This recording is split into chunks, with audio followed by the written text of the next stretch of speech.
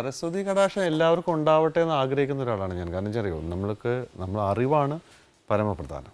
മനുഷ്യന് അതിൻ്റെ ഒപ്പം തന്നെ ഭക്തി ഉണ്ടാവുക എന്നുള്ളതാണ്. നമ്മൾ ചെയ്യുന്ന കർമ്മമാണ് നമ്മുടെ ഈശ്വരൻ.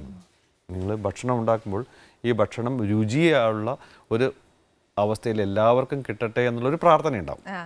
അപ്പോൾ ഞാൻ ഉണ്ടാക്കുന്നൊരു കാര്യം എല്ലാ മനുഷ്യന്മാർക്കും അത് ഏറ്റവും നല്ല രീതിയിൽ ഉതകട്ടെ എന്ന് പറഞ്ഞിട്ടാണ് നമ്മൾ ഉണ്ടാക്കുന്നത്. ഒരു വറ്റ് കൊടുക്കുമ്പോൾ പോലും അത് ഉണ്ടാവാറുണ്ടെന്നാണ്. അപ്പം അതുകൊണ്ട്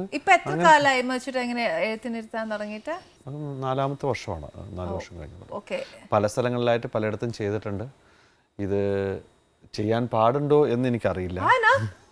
അല്ല, ഞാൻ ഒരുപാട് ഇത്തരം കാര്യങ്ങൾ വായിക്കുമ്പോഴൊക്കെ ഉണ്ടാകുന്ന നമ്മുടെ ഒരു പേടിയുണ്ടായിരുന്നു. ശരിയായ ഏറ്റവും കൂടുതൽ ആത്മജ്ഞാനമുള്ള ഒരു മനുഷ്യനായിരിക്കണം ഒരു അടുത്തൊരു ജനറേഷനെ വാർത്തെടുക്കേണ്ടതാണ്. പിന്നെ ഒരു സെലിബ്രിറ്റി എന്ന് പറയുന്നൊരു കാഴ്ചപ്പാടിലാണ് പലപ്പോഴും നമ്മളെയൊക്കെ പലരും എഴുതുന്നത്. പിന്നെ ഞാനത് പുസ്തകം എഴുതുന്ന ഒരാളാണ്, അല്ലെങ്കിൽ അത്തരം ചില ആക്ടിവിറ്റീസ് ഉള്ളതുകൊണ്ട് ഒരു എഴുത്തുകാരൻ എന്ന് പറയുന്ന ഒരു ലേബലും കൂടെ ഉള്ളതുകൊണ്ട് ഇപ്പോൾ ഒരു പരിധിവരെ അമ്പലങ്ങളിലായാലും അല്ലെങ്കിൽ സംഘടനകളിലായാലും വിളിക്കും എന്നുള്ളതാണ്. പക്ഷേ ഞാനതിന് യോഗ്യനാണോ എന്ന് പലപ്പോഴും ഞാനിങ്ങനെ സ്വയം ആലോചിച്ചുകൊണ്ടിരിക്കുന്നത്. കാരണം നമ്മുടെ യോഗ്യത എന്ന് പറയുന്നത് നമ്മൾ ചെയ്യുന്ന പ്രവർത്തികളിലൂടെ ഉണ്ടാവണം എന്നുള്ളതാണ്. അപ്പം ഓരോ പ്രാവശ്യം എനിക്ക് കിട്ടുമ്പോൾ ഈ പറയുന്നൊരു വേദിയിലേക്ക് വരുമ്പോൾ ഉണ്ടാകുന്നൊരു ഭയം എനിക്കുണ്ട്. ഞാൻ അത്രയും മഹാനായ അല്ലെങ്കിൽ അത്രയും കാര്യങ്ങൾ പറഞ്ഞു കൊടുക്കാൻ പറ്റുന്നൊരു ഗുരുവാണോ എന്നുള്ളത്. പക്ഷേ എന്തോ ഈശ്വരൻ എന്നെ ഇങ്ങോട്ട് കൊണ്ടുവന്നതുപോലെ ചില കാര്യങ്ങൾ നമ്മൾ ചെയ്തു കൊടുക്കുന്നു. പക്ഷെ മജുചേട്ടൻ ഇപ്പൊ വർത്താനം പറയുന്ന കേട്ടാണ്ടല്ലോ, ശരിക്കും ഒരു സ്കോളറിന്റെ ഒക്കെ വർത്താനം അല്ല ഒരു പണ്ഡിതന്റെ ഒരു വർത്താനം ഒക്കെ എനിക്ക് നല്ലോണം ഫീൽ ചെയ്യുന്നുണ്ട് കേട്ടോ. എനിക്ക് എന്നെ കുറെ കാലമായിട്ട് അറിയാം. പക്ഷെ ഞാൻ പഴയ മജുചേട്ടനെ കണ്ട ഒരു ഇതേ അല്ല ഇപ്പം. Totally different. ഭയങ്കര ഒരു ചേഞ്ച്. ഒരു വലിയൊരു പണ്ഡിതനോടൊക്കെ ഞാൻ വർത്താനം പറയുന്ന കൂട്ടാ എനിക്ക് തോന്നുന്നേ. മറ്റേത് ആദ്യമൊക്കെ ഞാൻ മജുചേട്ടനെ കാണുമ്പോൾ മജുചേട്ടൻ ഭയങ്കര ജോളിയൊക്കെ ആയിരുന്നു. ഇപ്പൊ അതിങ്ങനെ അളന്നു കുറിച്ചേച്ചൊക്കെയോ വർത്താനം പറയുന്നതും. അങ്ങനെയൊന്നുമില്ല. അതാ ഞാൻ പറഞ്ഞ ശീലമായി വരുന്നതുകൊണ്ടായിരിക്കും. ചില ആളുകളോട് നമ്മൾ കൂടുതൽ വർത്താനം പറഞ്ഞു പോകും. ചില ആൾക്കാർ നമ്മൾ ഈ സഹവാസം കൊണ്ടുണ്ടാകുന്ന ഒരു അവസ്ഥയുണ്ടല്ലോ, അത് ഈസി. ഞാൻ എപ്പോഴും ശരിക്കും ഞാൻ ഈ പ്രോഗ്രാം കാണുമ്പോഴൊക്കെ എനിക്ക് ഏറ്റവും ഇഷ്ടം തോന്നിയത് അത് ഭക്ഷണം ഉണ്ടാക്കുന്നല്ല, ആനി വർത്തമാനം പറയുന്നതിലാണ് എനിക്ക് ഏറ്റവും ഇഷ്ടം തോന്നിയത്.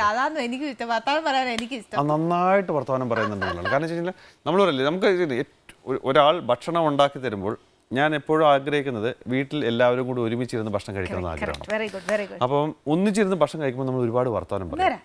ആ വർത്തമാനം പറയുമ്പോൾ നമ്മുടെ പ്രശ്നങ്ങളും മുഴുവൻ കാര്യങ്ങളും പറയും. ഞാൻ എവിടെ ചെന്നാലും പ്രസംഗിക്കുമ്പോൾ പറയുന്നു, ഒരു നേരത്തെ ഭക്ഷണമെങ്കിലും ഒരുമിച്ചിരുന്ന് എല്ലാവരും കൂടെ ഭക്ഷിച്ച് കഴിയുമ്പോൾ നമ്മുടെ ഉള്ളിലുള്ള സങ്കടം, ദേഷ്യം, പക, വൈരാഗ്യം തുടങ്ങിയ സാധനങ്ങളങ്ങ് തീരും. അപ്പോൾ നമ്മൾ ഉണ്ടാക്കുന്നത് വെച്ചാൽ ഈ ഭക്ഷണത്തിൻ്റെ രുചി ഉണ്ടാവും, അതിൻ്റെ ഇഷ്ടമുണ്ടാവും, അതിൻ്റെ സ്നേഹം ഉണ്ടാവും. ഇത് നമ്മൾ കഴിച്ചുകൊണ്ടിരിക്കും. ഞാൻ രണ്ടാമത്തെ കാര്യം എന്ന് വെച്ച് കഴിഞ്ഞാൽ, വീട്ടിൽ ഭക്ഷണം നന്നായിട്ട് കിട്ടുമെങ്കിൽ, നല്ല ഒരു ഭക്ഷണം ഉണ്ടാക്കുന്ന ഒരാൾ വീട്ടിലുണ്ടെങ്കിൽ ഒരു അക്രമവും ലോകത്തുണ്ടാവില്ല എന്ന് വിശ്വസിക്കുന്ന ഒരാളാണ്. കാരണം നമ്മൾ പുറത്തേക്ക് ഇറങ്ങുമ്പോൾ തിരിച്ച് പുറത്തു പോയി ഭക്ഷണം കഴിക്കുന്നുണ്ട്. ആ പുറത്തു പോയി ഭക്ഷണം കഴിക്കുന്നുണ്ട്. ഞാൻ വീട്ടിലേക്ക് തന്നെ പോകണം. വീട്ടിൽ എൻ്റെ ഭാര്യ ഉണ്ടാക്കുന്ന ഭക്ഷണം, എൻ്റെ അമ്മ ഉണ്ടാക്കുന്ന ഭക്ഷണം, എൻ്റെ പെങ്ങളുണ്ടാക്കുന്ന ഭക്ഷണം, അതിന് കിട്ടുന്ന രുചി ഒരിക്കലും പുറത്ത് ഉള്ള സ്ഥലത്ത് എനിക്ക് കിട്ടാറില്ല എന്നുണ്ടാവും. ആ കിട്ടില്ല എന്നുള്ള ബോധമുള്ളത് കൊണ്ട് തന്നെ അവൻ തിരിച്ച് വീട്ടിലേക്ക് ചെല്ലണം എന്ന് ആഗ്രഹിക്കും. വീട്ടിലേക്ക് തിരിച്ച് ഭക്ഷണം നല്ല രീതിയിൽ കിട്ടണമെന്ന് ആഗ്രഹിക്കുമ്പോൾ അവൻ ഒരിക്കലും ഒരു അക്രമവും കാണിക്കില്ല, ഒരു അനീതിയും ഉണ്ടാവില്ല. ഞാൻ അതുകൊണ്ടാണ് പറയുന്നത്, ആനി ഉണ്ടാക്കുന്ന ഭക്ഷണം തന്നെ ആയിരിക്കണം ഷാജിയുടെയും ഞാൻ മക്കളെ കാണാറുണ്ട്, എല്ലാവരുടെയും ഈ ഒരു പ്ലസന്റ് ഫേസ് ഞാൻ കാണാറുണ്ട്.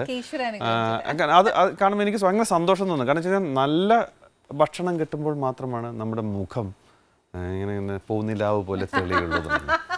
അപ്പോൾ അതുകൊണ്ട് ഇന്ന് ആനി ഉണ്ടാക്കി ഭക്ഷണം ഞാൻ കഴിക്കാം.